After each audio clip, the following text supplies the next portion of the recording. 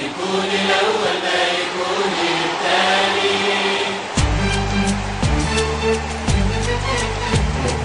هذا العماني والبطولات لما الراس عالي دامها المجد.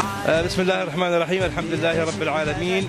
أول شيء نتقدم نحن جماهير نادي سحار بالشكر والتقدير إلى الاتحاد العماني لكرة القدم الذي اختار رابطة جماهير نادي سحار أن تشجع متبنيا الرابطة المنتخب العماني في الرياض، أن يكون أن الجماهير أن تقف خلف المنتخب، ونطالب الجماهير السلطنة أيضا أن تقف خلف المنتخب في خليج 22، وأن تشجع المنتخب جميع مباريات التي سوف يلعبها المنتخب مع المنتخبات المشاركة.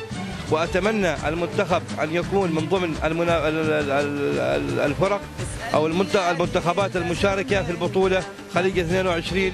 والله يوفق الجميع. والله شعور كل محب للمنتخب العماني وكل مشجع لهذا الأرض الطيبة، ونحن إن شاء الله نؤازرهم سواء رحنا أو ما رحنا. قلوبنا مع المنتخب إن شاء الله، مع جماهيرنا الوفية التي رايحة إلى السعودية وتؤازر المنتخب إن شاء الله في يوم الجمعة إن شاء الله في مباراتنا مع المنتخب الإماراتي. الأحمر أغلى والله لما علي يكون الأول ما يكون الثاني. طال عمرك، هذا فخر لنا ولجماهير سحار انه يختاروا رابطة سحار تكون هي تمثل الوطن وتمثل السلطنة في هذا المحفل. هذا شرف لجماهير سحار. اول حاجه بالفعل بكونك رئيس الرابطه متوجهه للرياض، ايش التجهيزات اللي قمتوا بها لحد الان؟ والله التجهيزات مستمره والحمد لله، تجهيزات في الادوات التشجيعيه ومن في الرياض السكن وما السكن وهذه الامور مخلصين منها ان شاء الله. طبعا اكيد في هناك سيارات بالبر راح تكون مؤازره للمنتخب وراح تتوجه الى الرياض، يعني هل بيكون في خدمه تقدموها حالهم ولا انه في تنسيق ما بينكم ان شاء الله، ولا كيف بيكون الوضع؟ والله في تنسيق، اليوم امس واليوم تواصل الناس معانا، وان شاء الله لما نوصل السعوديه ما نقدر باي حاجه نصرح لما نشوف الوضع يعني. كلمه توجهها لمشجعي المنتخب الوطني. اتمنى الكل يآزر المنتخب، وخاصه هذه المباراه الاولى هي جسر عبور، واتمنى جميع الجماهير تكون موجوده هنا. اتمنى لكم رحله سعيده واكيد موفقين ان شاء الله. احسنت اخوي احسنت. بسم الله الرحمن الرحيم. اول باسم رابطه مشجعين المنتخب نهني الشعب العماني بسلامه مولانا حضره صاحب الجلاله حفظ الله ورعاه. حقيقه نشكر الاتحاد على اختيار مجلس جماهير سحار تمثيل الرابطه الرسميه، وإن شاء الله نعطي كل ما عندنا على منتخبنا، ما بنقصر عليه بأي حاجة، وعندنا أمل كبير أن منتخبنا يحقق شيء في هذه البطولة، ونتمنى التوفيق إن شاء الله. شكرا كابتن. أحسن. مساكم الله بالخير. أول شيء شعوري صدق غير ما يوصف لشعور، يعني من الفرحة يعني ما أقدر أوصف لك من الفرحة.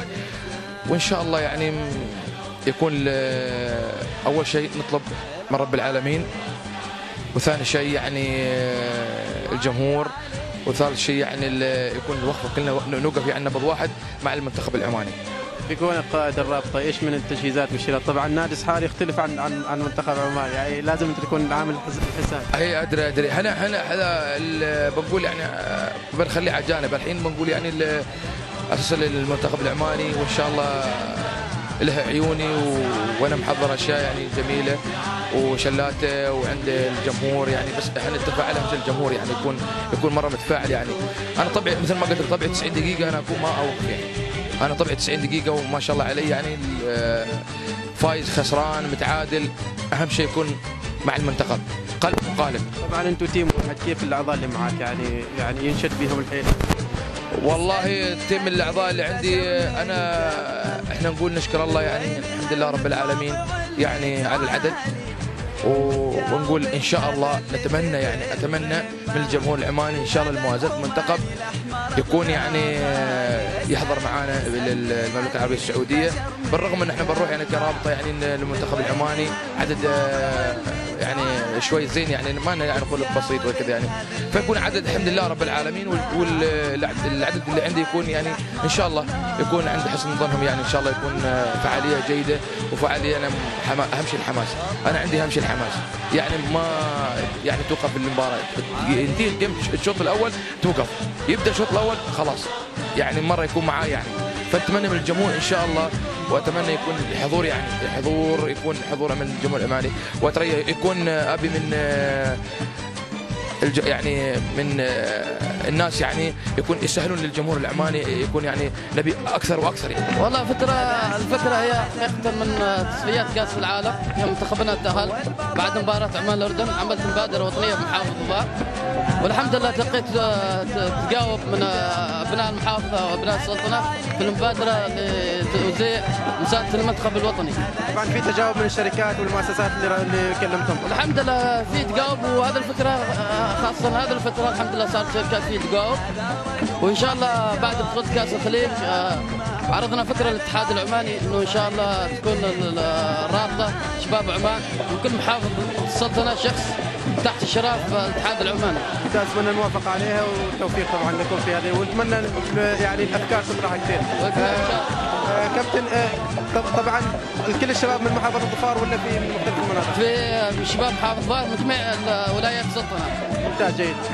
كابتن تحضيراتكم بتكون مختلفه عن الرابطه الرسميه للمنتخب العماني ولا في تحضيرات ثانيه؟ لا في تحضيرات ان شاء الله، كنا بعمل واحد بنبض واحد قايمين على هذا العمل تنسيق مع الاخ محمد رشدي، وفي البدايه نفس الشيء اهني رابطه نادي الصحار انها تمثل المنتخب البطوله الدوري السنه الماضيه انه فازت بالمركز الاول افضل جمهور، واهني رابطه نادي الصحار وعقبال الانديه ان شاء الله. شكرا كابتن ونتمنى لكم التوفيق ان شاء الله. الجميع ان شاء الله. الراس عالي دام فنه عالي، اللي يعشقها بتكون